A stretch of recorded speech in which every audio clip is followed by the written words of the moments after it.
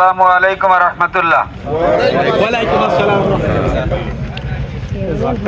আলহামদুলিল্লাহি রাব্বিল আলামিন, আসসালাতু ওয়াসসালামু আলা সাইয়্যিদিল মুরসালিন ওয়া আলা আলিহি ওয়া আসহাবিহি আজমাইন, আম্মা বাদ। আউযু বিল্লাহি মিনাশ শাইতানির রাজীম, বিসমিল্লাহির রহমানির রহিম। ওয়ালা তাহিনু ওয়ালা তাহজানু ওয়া আনতুমুল আ'লাউনা ইন কুনতুম মুমিনিন। সাদাকাল্লাহুল আযীম। সবাই বলি সাল্লাল্লাহু আলাইহি ওয়াসাল্লাম। সম্মানিত আবদালপুরবাসী, আমি মোহাম্মদ আব্দুল্লাহ। এখন আপনারা কেউ কেউ আমাকে চিনতে পারেন ব্যবসায়িক কারণে।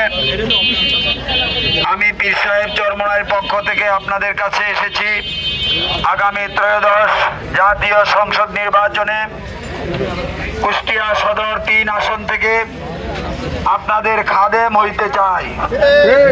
আমার কথা একেবারে সংক্ষেপ।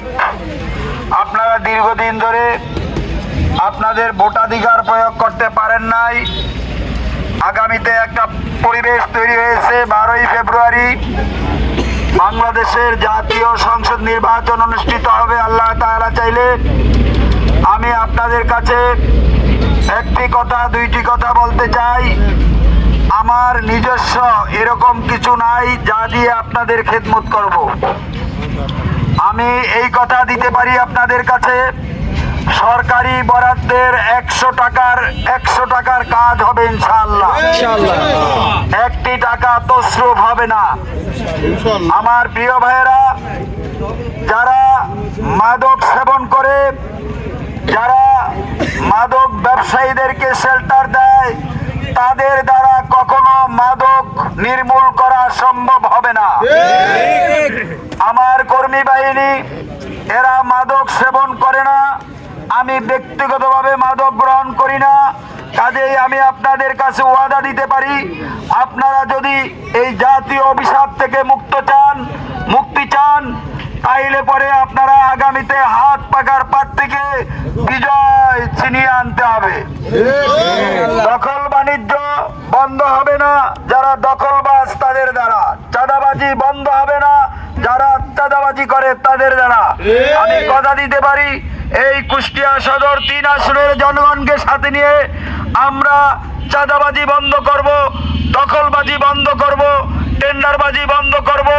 সমাজের যত রকমের অপকর্ম আছে, যেগুলোতে আমাদের সমাজ কলুষিত হচ্ছে, আমরা অশান্তিতে আছি, এই সব কিছু দূর করার জন্য আমার প্ল্যান আপনাদের কাছে বলে যাচ্ছি।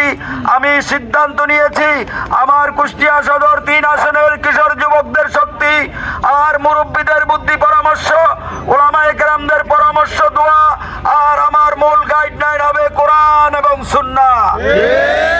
এগুলোর সমন্বয়ে আমরা চেষ্টা করব সকলে মিলে একটি বাস উপযোগী কুষ্টিয়া সদর ৩ আসন গড়ে তোলার জন্য।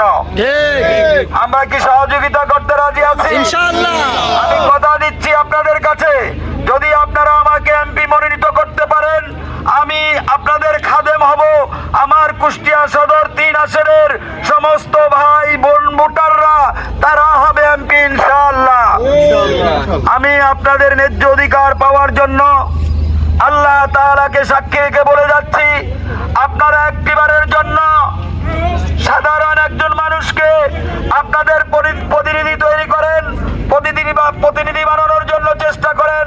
আমরা চেষ্টা করব আপনাদেরকে সাথে নিয়ে সমাজের সমস্ত অন্যায়, অবিচার, জুলুম, নির্যাতন, মাদক এসব থেকে এই কুষ্টিয়া সদর ৩ আসনের জনগণকে মুক্ত করার জন্য ইনশাআল্লাহ। আপনারা সবাই রাজি আছেন তো? ইনশাআল্লাহ। একটিবারের জন্য দেখেন ভাই, গতানুগতিক পদ্ধতিতে রাষ্ট্র পরিচালনার জন্য জুলাই ২৪-এর গণঅভ্যুত্থান হয়নি। এদেশের ছাত্র জনতা, কৃষক, শ্রমিক জীবন দেয়নি। নতুন বন্দোবস্ত একমাত্র কোরআন এবং সুন্নাহ। আমরা কি দেখতে পাই?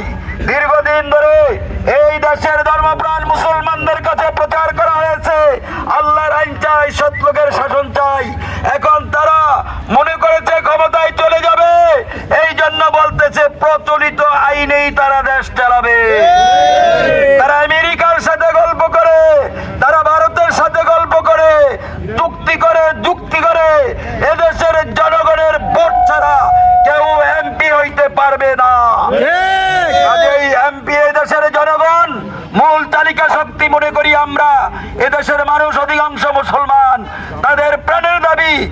একটিবারের জন্য হলেও কোরআন সুন্নাহর আলোকে ইনসাফ ভিত্তিক কল্যাণ রাষ্ট্র দেখতে চায়। যদি কল্যাণ রাষ্ট্র বানাইতে চান, ভালো মানুষ ছাড়া কখনো কল্যাণ রাষ্ট্র গঠন করা যাবে না।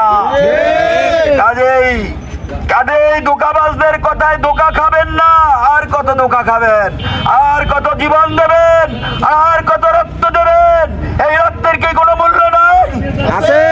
এই জন্য আব্দালপুরবাসীর কাছে আমার উদ্যত আহ্বান, আপনারা যারা আমাকে চেনেন জানেন, আসুন আমরা ঐক্যবদ্ধভাবে দলাদলি বলে যাই, একবারের জন্য হলেও একজন সাধারণ মানুষকে আপনারা এমপি বানিয়ে আপনাদের কাছে রাখতে পারেন। সুযোগ এসেছে।